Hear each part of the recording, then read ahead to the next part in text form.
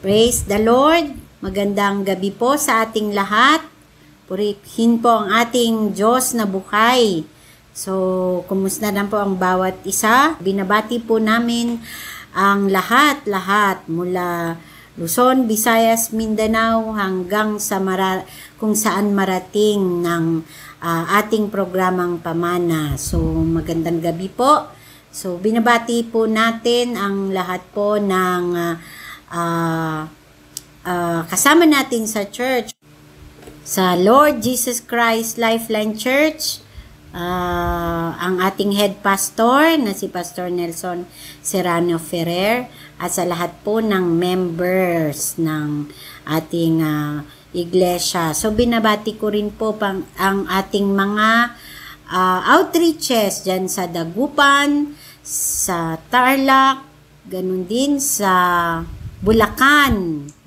Amen. At dito po sa Baguio and La Trinidad. So, mapagpalang gabi po sa inyo. At sa lahat din po ng mga nakikinig na kapatirang visually impaired. So, mapagpalang gabi po sa inyo.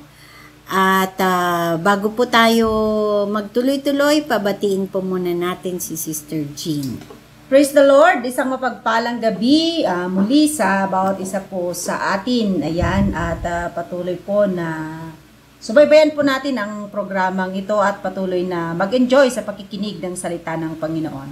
Amen. So, tayo na po ay manalangin para magsimula na po sa salita ng Panginoon. Lord, marami pong salamat sa gabing ito. Muli ay kami po ay nabigyan ng opportunity upang maibahagi ang salita mo. Hayaan mo po, Panginoon, na ang Holy Spirit mo po ang magpaunawa sa lahat, Panginoon, ng salita mong aming pagbubulay-bulayan sa gabing ito. Kayo po ang maitaas sa pangalan ni Jesus. Amen. So, ang ating pong pag-uusapan ay yung 5 palatandaan ng isang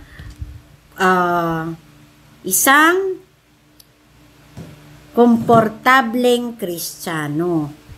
So, baka po sa atin, hindi na po natin napapansin na masyado na po tayong comfortable o kaya naman relax sa ating pananampalataya. Baka isa po ito sa 5 pag-uusapan natin na nararanasan natin, no, sa pagkakataong ito ng ating pagiging Kristiyano. So, una po, sabi dito, our prayers don't seem to be going anywhere. Parang walang nangyayari sa ating panalangin, no? Pakiramdam natin is parang hindi na nakakaabot yung ating panalangin, no? 'Di ba ang prayer is effective. It can heal our sickness. It can change a person.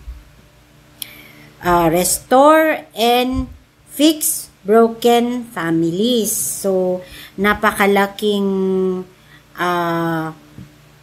bagay, yung pananalangin. And it is very powerful. Okay, and also supply every needs natin, no? So, yun po yung naidudulot ng panalangin. So, napaka-importanting bagay po ang panalangin sa ating buhay. Baka nararamdaman mo na, kapatid, na parang hindi na ganun yung bang kainit yung iyong panalangin, no, sa ating Panginoon, dahil ang iniisip mo is parang hindi na umaabot, no, sa harapan ng Panginoon. Parang parang wala nang, hindi mo na nararanasan o nararamdaman yung eagerness mo na mag-pray. So may mga bagay kung bakit hindi minsan nasasagot yung ating panalangin. Kasi minsan yun yung nararamdaman ng isang Kristiyano na may mga request siya or may mga panalangin na parang hindi naman nasasagot. So, minsan nag-iisip tayo, baka nag-iisip tayo na dapat pa ba akong manalangin? Of course, dapat, no? Pero may mga maaring iba sa atin is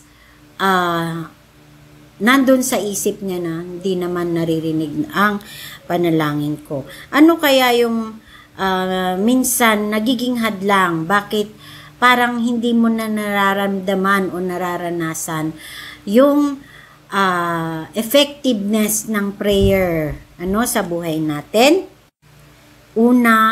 Unang-una, syempre is yung sin, di ba? Kapag meron tayong pagkakasala na hindi pa kino-confess sa Panginoon, yun ang minsan nakakahadlang sa atin dahil nga natatakpan ng kasalanan yung ating panalangin sa ating Panginoon. So, basahin natin sa Proverbs chapter 15 verse 29, sis. Okay. Ang Panginoon ay malayo sa masama, ngunit kanyang dinidinig ang dalangin ng matuwid.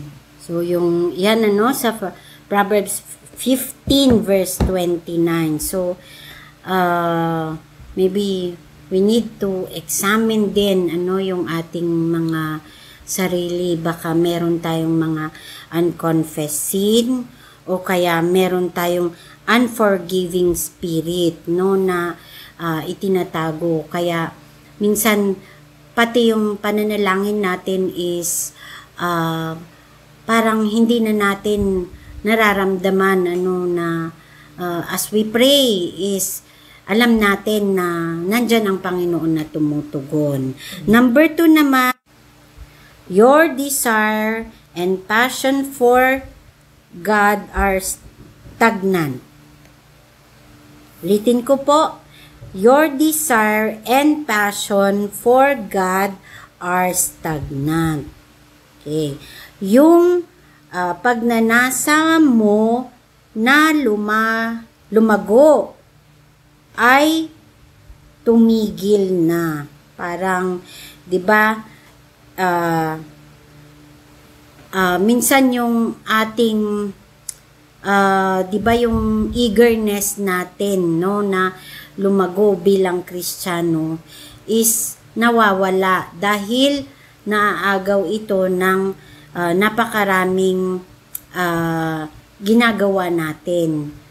Okay, minsan is hindi na tayo aware na nagiging komportable na pala tayo, na minsan is yung dapat time natin na mag-quiet time, magbasa ng salita ng Panginoon, nandun pa rin, meron tayong mga rason na kailangan akong bumangon ng maaga kasi ganito, o kaya naman mamayang gabi na lang. Pag mamayang gabi naman pagod na tayo, so ang tendency nun mas gusto na nating matulog. Pero dito sabi niya, kailangan nating itulak yung ating sarili, puwersahin, kasi kung iaalaw natin na natatalo or naaagaw ng ating attention, yung dapat na pag-fed up ng ating spiritual, na yung dapat kumakain tayo spiritually, ay naaagaw pa ito ng mga bagay-bagay, yung kabisihan natin, Sa Isaiah chapter 29 verse 13, pakibasa sis. Okay, basahin po natin. Wherefore the Lord said, for as much as these people draw near me with their mouth and with their lips do honor me, but have removed their heart far from me, and their fear toward me is taught by the precept of men. Yun, di ba? So, sabi doon na, oo, nagpupuri, umaawit, no? Sumasamba sa Panginoon, pero their hearts are far from me. So, minsan, kala na natin is, okay na yun, no? Nag-worship na tayo, pero pala, minsan yung puso natin, hindi nakatuon talaga sa ating Panginoon. So, yung number 2, sabi niya doon, your desire and passion for God are stagnant. Nagiging stagnant na. So, wala na yung paglago, no? Yung pag-meditate ng Word of God. So, stagnant, no? Number 3, sabi niya, you no longer seem to be concerned about the spiritual condition of neighbors, family, ganon din ang family members, or sabi niya, your co-workers. So, di ba yung wala tayong pakialam, and it's yun ang tignan natin, baka ang sa atin lang is okay na kasi tayo is nakakilala, tayo ay nakakarinig ng salita ng Panginoon. Pero yung passion natin para sa ating pamilya, may bahagi natin yung salita ng Panginoon, even sa ating co-workers. Ano kayang yung nararamdaman natin sa tuwing parang nag-fail tayo na maibahagi ang salita ng Panginoon? Nandun ba yung hurt na nararamdaman natin, o parang okay lang, no? Kasi sa akin, one time is naramdaman, nito lang naramdaman ko yun na kasi may mga opportunity dapat na pwede nating ibahagi yung salita ng Panginoon, pero hindi natin may struggle na nangyayari sa ating sarili, at after hindi ko nagawa yung dapat, is parang ang sakit-sakit, parang ang bigat-bigat na hindi mo nagawa yung naisa ng ipagawa sa atin ng Panginoon. At yun yung dalin ang ating pamilya, ang ating mga kaibigan, our neighbors, our co-workers sa Panginoon. Dahil alam natin na yung ibabahagi natin sa kanila, ang Diyos na ang magdidilig noon at magpapalaki, no? So, kailangan pa rin nating ibahagi yung salita ng Panginoon sa kanila. Kasi kailangan nila rin ng salvation, hindi lang tayo. Baka hindi na tayo nagiging excited na makibahagi, sa ginagawa ng iyong church. Baka hindi sabihin natin, ayaan sa kanila na yon, no? Physical man yan o online church, di ba? Sa Matthew chapter 28 verse 19 to 20, di ba sinabi doon na go ye and make disciples of all nations, baptizing them in the name of the Father and of the Son and of the Holy Spirit, and teaching them to obey everything I have commanded you. So kailangan ng bawat isa na kakilala natin na makilala rin ang Panginoon. At sa Hebrews chapter 10, 24 and 25, pakibasa sis. Hebrews 10, 24-25. At tayo'y magtinginan upang tayo'y mga udyok sa pag-ibigan at mabubuting gawa.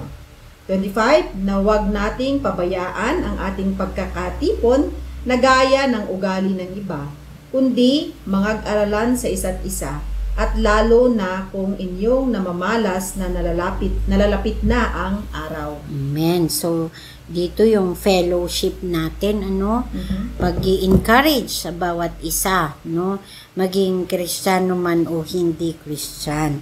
Number 4, you do not give your financial resources sacrificially. Ito naman parang mahirap kasi dito is inaano natin yung patungkol sa pera. Alam nating bawat isa sa atin may pangangailangan. Minsan baka dahil may contribution o ano pa mang part na pwede nating itulong sa loob ng church, ay hindi na tayo nakaka-participate dahil nga inaalala natin yung yung pangangailangan natin na hindi sapat, hindi sumasapat yung ating pera. Kaya ang tendency nun, hindi na lang ako mag-a-attend kasi wala akong pambayad. Ganun, no? So, baka isa ito, sa nakakaapekto o nagiging komportable na tayo na hindi makibahagi sa ating iglesia sa lahat ng mga activities dito. O yun nga, yung ayaw na nating maglabas ng kung ano yung meron sa atin. Pero sabi sa salita ng Panginoon sa 2 Corinthians chapter 9 verse 7, sis, pakibasa. Okay. Magbigay ang bawat isa ayon sa ipinasya ng kanyang puso. Huwag mabigat sa loob o dahil sa kailangan, sapagkat iniibig ng Diyos ang nagbibigay na masaya. Yun, amen. So, magbigay tayo ng may saya sa ating puso. Hindi sa pilitan o hindi napipilitan, no? Yung galing talaga sa ating puso. And number 5, you begin to compromise your moral comfort, no? Ito naman is yung kahit may ipinapagawa sa atin ng Panginoon is binabaliwala na natin, yung parang dahil ayaw mo na mahirapan ka is kahit wag ka na lang sumunod, parang ganun, parang hindi kasi mahirap, hindi ko kaya. Yun yung mga bagay na nagiging tingin ko is baka nagiging masyado na tayong komportable o relax sa ating Christian life, no? Kaya affected na yung ating spiritual life, no? Wala nang paglago. Okay? Tulad po, 'di ba, sa mga Israelites nung sila ay nasa promised land na, 'di ba? Okay na yung buhay nila, wala na silang paghihirap. Lahat na is sagana sila. Pero dito is, 'di ba? Wala na, hindi na sila kumbaga lumayo na sila sa Panginoon, sumamba na sila sa Diyos-Diyosan dahil akala nila okay na, no? Wala na silang problema, hindi na sila naghihirap nung time na yon, nung nakarating na sila sa promised land. Nakalimutan nila na dapat pa rin ay priority pa rin ang Panginoon sa buhay nila. No? Ito naman po yung kailangan nating gawin, no? Isaalang-alang upang magpatuloy tayo at hindi maging komportable, maging relax sa ating pananampalataya. Sa Philippians chapter 3 verse 12 hanggang 13, tinutukoy doon yung patuloy na nagsusumikap. So, yun, kailangan nating patuloy tayong magsumikap sa ating faith, So, sa 12 yon. And next is susumikapan kong makamtan ang nasa hinaharap. Yung kasi kailangan mong may target kang goal, no? At yun yung, di ba, yung ating na someday is kasama natin ng Panginoon, no? So, di ba, sa Philippians chapter 3 verse 12 to 13 yon. And next sa 1 Timothy chapter 6 verse 12 is ipaglaban mong mabuti ang pananampalataya. Kaya nga hindi ibig sabihin na nung tinanggap mo na ang Panginoon is magi-stop ka na doon. Kailangan may continuity yung ating faith. Kailangan mong pagtrabahuhan, di ba? Hindi ka titigil hanggang hindi ka lumalagaw ng lumalago. Amen? At doon sa First Peter, nakalimutan ko yung verse kailangan din nating tularan yung pagdurusa ni Kristo. Okay? Yun yung suffering. Hindi naman ibig sabihin magpapako tayo sa krus. Pero makikita natin doon na si Jesus Christ is talagang nag-serve siya sa inuukol niya yung 3 years ng buhay niya sa ministry. Hindi siya nag-stop. And sa Ecclesiastes chapter 9 verse 10 is gawin ang buo mong makakaya. So, yun yung mga bagay, no?